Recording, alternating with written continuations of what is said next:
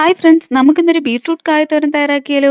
അതിനായി ബീട്രൂട്ടും കായയും സവാളയും ചെറിയ കഷ്ണങ്ങളായി അരിഞ്ഞു മാറ്റി വെക്കാം. ഇനി ഒരു കടായിലേക്ക് ബീട്രൂട്ടും ആവശ്യത്തിന് വെള്ളവും ഉപ്പും ചേർത്ത് അടച്ചു വെച്ച് വേവിക്കാം.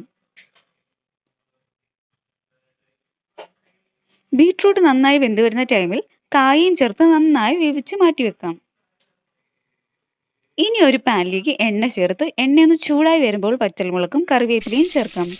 ഇതിലേക്ക് അരിഞ്ഞു വെച്ച സവാളയും ചേർത്ത് നന്നായി വഴറ്റി കൊടുക്കാം. ഇനി വേവിച്ച് വെച്ച കായയും ബീട്രൂട്ടും ചേർത്ത് നന്നായി മിക്സ് ചെയ്യാം.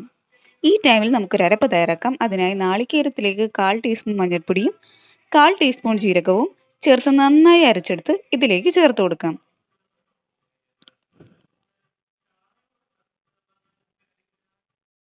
ഇനി ഇത് നന്നായി മിക്സ് ചെയ്ത് ആവശ്യത്തിന് ഉപ്പ് കൂടെ ചേർത്ത് അടച്ചു വെച്ച് വേവിക്കാം.